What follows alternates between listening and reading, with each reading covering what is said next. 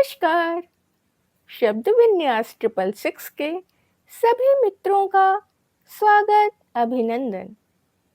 कहानियों की इस श्रृंखला में आज हम जो कहानी आपके लिए लेकर आए हैं उसका नाम है कफन चोर। कहानी है श्री धर्मवीर भारती जी की। कहानी में जिस समय का हिंदुस्तान दिखाया गया है वैसा परिवेश आज तो नहीं है, पर कहानी का मर्म अवश्य ही सुनने वालों को पहचाना हुआ लगेगा। तो सुनना प्रारंभ करें। सकीना की बुखार से जलती हुई पलकों पर एक आंसू चू पड़ा। अब्बा, सकीना ने करीम की सूखी हथेलियों को स्नेह से दबाकर कहा। रोते हो? छी! बूढ़े करीम ने बाह से अपनी धुंधली आंखें पोंछते हुए कहा। बेटा, तुम बुखार में जल रही हो और मैं तुम्हारे ओढ़ने के लिए एक चादर भी न ला सका। सकीना बात काट कर बोली। तो इसमें रोने की क्या बात? सुनते हैं सरकार ने इंतजाम किया है, बहुत सा सस्ता कपड़ा आने वाला है, तब खरीद लेना। फिर मुझे तो जाड़ा भी नहीं लगता। सकीना मुश्किल से अपनी कपकपी रोक पा रही थी। सरकार, करीम ने एक ठंडी सांस लेकर कहा। सकीना ने देखा करीम बहुत दुखी हो रहा है। फौरन ध्यान बटाने के लिए बोली। नींद नहीं आ रही अब्बा, कोई कहानी सुनाओ। पगली, तुझे भी इस वक्त कहानी सूझती है? बेटा, हम ही लोगों के हालात कोई अखबार में छपा दे तो बड़ी दर्दनाक कहानी बन जाए। नहीं नहीं, कहानी सुनाओ। सकीना छोटे बच्चों की तरह मचल कर बोली। अच्छा सुन, करीम बोला। यही लखनऊ का किस्सा है। नवाबी अमल था। छतर मंजिल में नवाब साहब की ऐशगाह थी। दिन भर दोस्तों के साथ ऐश करने के बाद जब नवाब साहब आरामगाह में जाते थे तो उनकी पलकों में गुलाबियों का नशा रहता और उनके कदमों में शराब की छलकन। उन्हें सहारा देने के लिए जीने की हर सीढ़ी पर दोनों ओर नौजवान बांदियां रहती थीं, जिनके कंधों पर हाथ रखकर वे धीरे धीरे ऊपर जाते थे। सुन रही है ना? अच्छा, तो एक दिन सभी बांदियां मुर्शिदाबादी रेशम की पोशाक पहनकर खड़ी हुईं। नवाब साहब ने पहली बांदी के कंधे पर हाथ रखा ही था कि रेशम की चिकनाहट की वजह से दुपट्टा फिसल गया और वे गिरते गिरते बचे। नीचे से ऊपर तक बांदियों में एक भय की लहर दौड़ गई। नवाब साहब संभले और गरज कर बोले, बच्चातों, कल से तुम लोगों के कंधे नंगे रहने चाहिए। और दूसरे दिन से उनके कंधे नंगे रहने लगे। समझी बेटी? तब कपड़ों की कमी नहीं थी और ना अब है। मगर हम गुलाम और गरीब तब भी नंगे रहते थे और अब भी नंगे रहते हैं। जानती है क्यों? ताकि अमीर लोग हमारे नंगे कंधों पर आसानी से हाथ जमाकर सोने और चांदी की सीढ़ियों पर चढ़ सकें। सो गई सकीना? सकीना सो गई थी। करीम उठा, एक फटी चटाई पर बाहों पर सर कर लेट रहा। उसने दोपहर से कुछ नहीं खाया था। भूख लगी थी, मगर वह धीरे धीरे सो गया। हिंदुस्तानियों की आदत है कि जब वे भूखे होते हैं तो सो जाते हैं और सपने देखने लगते हैं। करीम ने भी एक सपना देखा और हिंदुस्तानियों की तरह वह भी इस दुनिया से ऊब कर बहिश्त चला गया। आगे आगे कांपता हुआ करीम और पीछे पीछे अपने फटे कुर्ते को संभालती हुई मासूम सकीना। सामने तख्त पर खुदा था। करीम ने सिर झुकाकर कहा, या खुदा, हम लोग नंगे हैं, भूखे हैं। खुदा ने अपनी आंखें उठाईं। सकीना पर उसकी निगाह गड़ गई और उन्होंने बगल में बैठे हुए एक फरिश्ते से कहा, हजरत, मैं देखता हूं कि भूख में भी आदमी का हुस्न निखरता जाता है।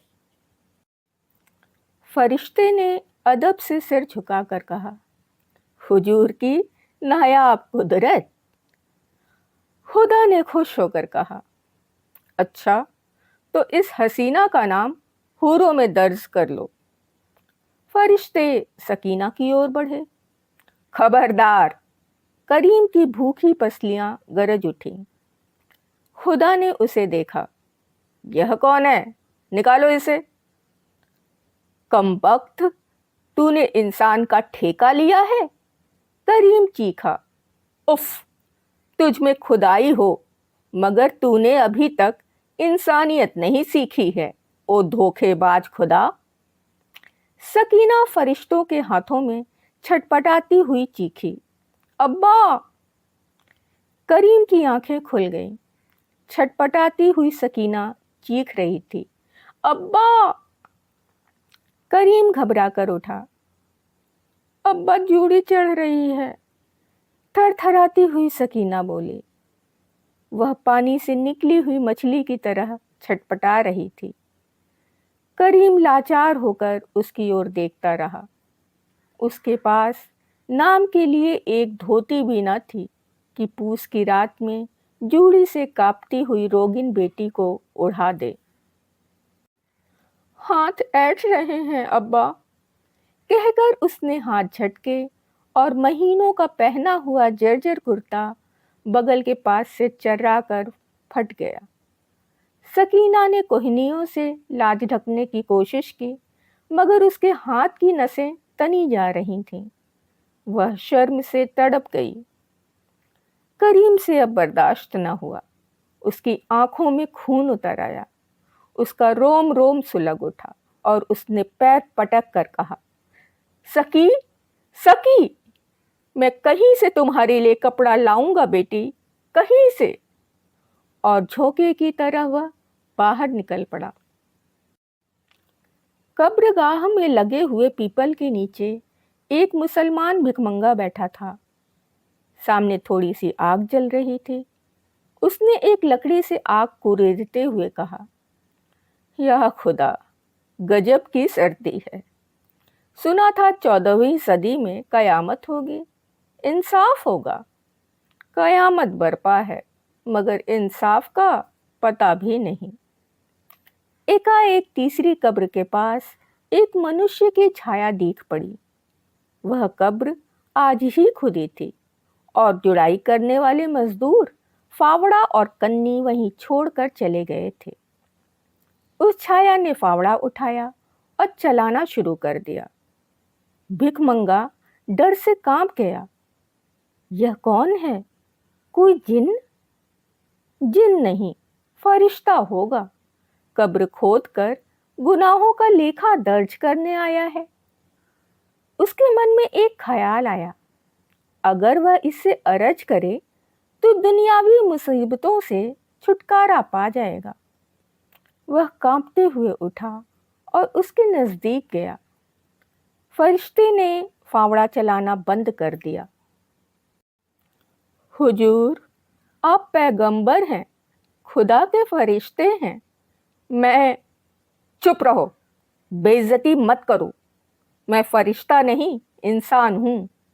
फरिश्ते ने चीख कर कहा, नहीं हुजूर, फरिश्ता, फरिश्ता, फरिश्ता। मैं चोर हूं बुड्ढे, कफन चुराने आया हूं।